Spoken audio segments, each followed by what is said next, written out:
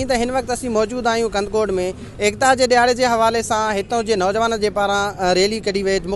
शहर जे मुख़्तलिफ़ शहरनि में मुख़्तलिफ़ रैलियूं कढी वयूं आहिनि। कुझु नौजवान असां सां गॾु मौजूद आहिनि। अचो त हिननि नौजवाननि खां पुछा था कयूं त हिननि जो एकता जे ॾियारे जे हवाले सां छा चवणु आहे। जेको आहे असांजो जेको आहे इहो ई आहे त असांजी जेका ही सिंध जी जेका तहज़ीब आहे उहा तमामु क़दीमी ऐं पुराणी आहे। 5000 साल जी का हिस्ट्री आहे असांजी। ऐं असां हिन ॾींहं खे जेको आहे तमामु जोश जज़्बे सां जीअं त ईद जे ॾींहं वांगुरु मल्हाईंदा आहियूं।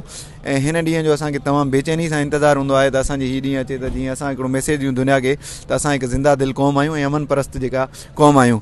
सो असांजो इहो ई आहे वधीक असां इन जे हवाले सां असां जेको आहे रैलियूं कढंदा आहियूं पूरे सिटी में शहर में जेको आहे गश्त करे पोइ असां वेही करे सिंध डे जे हवाले सां केक बि कटिंग कंदा आहियूं। पोइ जेको आहे काफ़ी जेको आहे दोस्तनि सां मिली करे इन शइ खे जेको आहे तमामु सुठे नमूने सां मल्हाईंदा आहियूं। ऐं आख़िर में इहो चवंदुमि सभिनी सिंधियुनि खे त असां हिकु क़ौम जेका असांजी जेका क़ौम आहे उहा तमामु पुराणी क़ौम आहे। सो सभिनि खे इहो ई मुंहिंजी ख़्वाहिश आहे त हिकु मोहबत जो भरियो पैगाम ॾियूं ऐं पाण जंहिं ॾे बि सिंध ते का तकलीफ़ ईंदी आहे त असां हिकु थी करे उनजो जवाबु ॾींदा आहियूं। सिंधी क़ौम खे छा पैगाम ॾियणु चाहियो था एकता जे हवाले सां? असां सिंधी क़ौम खे इहो ई पैगाम ॾियणु चाहियूं था वधि खां वधि जेको आहे पंहिंजे सिंध धरतीअ जी हिफ़ाज़त कयो उन्हनि अमन जे हवाले सां। ऐं जेको आहे ख़ासि करे असां जेके नौजवान आहिनि जेके आहिनि असांजे सिंध जा काफ़ी नौजवान आहिनि जेके ॿाहिरि निकिरी विया आहिनि साइंस जे हवाले सां दुनिया में सिंधी पाण खे जेको आहे पाण मञनि काफ़ी जेके आहिनि असांजे सिंधी जेके आहिनि दुनिया में हिन वक़्तु मशहूरु आहिनि सिंधी साइंटिस्ट जेके आहिनि। महिरबानी ऐं उन्हनि दोस्तनि खे नौजवाननि खे इहो रिक्वेस्ट कंदुमि त तालीम खे ऐं अमन खे बिस्मिल्लाहिर्रहमानिर्रहीम। अॼु असीं सिंधी माण्हू सिंध जी सकाफ़त जेको आहे पंहिंजो जेको आहे उजागर करणु निकिता आहियूं।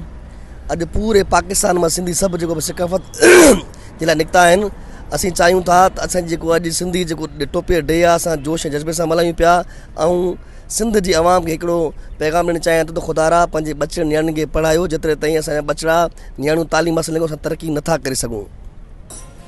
जी बिल्कुलु हीअ असांजी जेका त सिंध जी सकाफ़त जो ॾींहुं आहे। ऐं असीं सिंधी जेके दुनिया जे मुख़्तलिफ़ मुल्कनि में जिते बि रहूं था असीं पंहिंजे सकाफ़त जो ॾींहुं जेको आहे असीं मल्हायूं था। असांजी सिंधी सकाफ़त सिंध असांजी पुराणी 50,000 साल पुराणी तहज़ीब आहे। इहा असांजी सकाफ़त आहे टोपी अजरक। ऐं इहो ॾींहुं असां हमेशह जोश ऐं जज़्बे सां मल्हाईंदा आहियूं ऐं इनशाअल्लाह अॻिते बि मल्हाईंदा रहंदासीं। सिंधी भाइरनि खे छा पैगाम ॾियो था? असांजो सिंधी भाइरनि खे इहो पैगाम आहे त पंहिंजी सकाफ़त सां प्यार मोहबत कयो ऐं कोशिशि कयो तालीम जे हवाले सां अॻिते वधण जी कोशिशि कयो। ऐं जेतिरो तालीम पिराईंदा वें एतिरो असांजा सिंधी जेको आहे अॻिते वधंदा। Assalamualaikum. Today we are so happy because this is the culture day and we are celebrating the culture day like people are celebrating the Eid day and it is celebrating whole the world, not in Sindh. We are today so much happy to celebrating the culture day and I would like to thank to the Sajjad TV who had came to us and made a video about culture.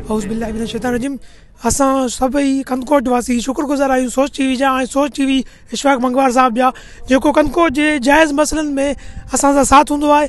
ऐं मां हिन 5 December जे हवाले सां सॼी सिंध छा सॼे पाकिस्तान जा पूरे मुल्क में जेका सिंधी रहनि था उन सभिनी खे सॼे सिंध जो 5 दिसंबर जूं मुबारकूं ॾियां थो। ऐं असांजो हीउ जेको त्योहारु आहे ईद कोई वधीक आहे।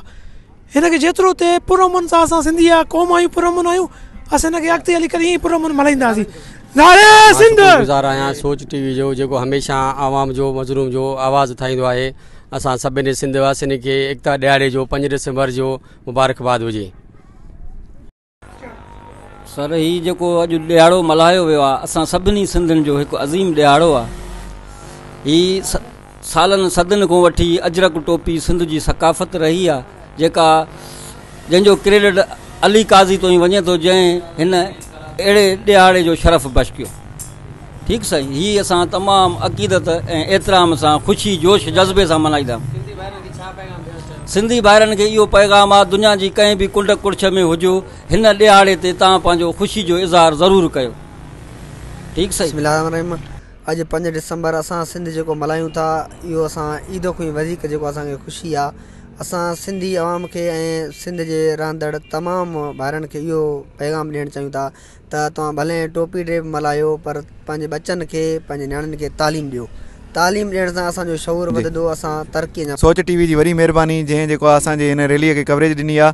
सोच जेको आहे इशफाक अहमद बंगवार साहब जी ऐं सोच न्यूज़ ग्रुप मीडिया जी सभिनी जी वॾी महिरबानी।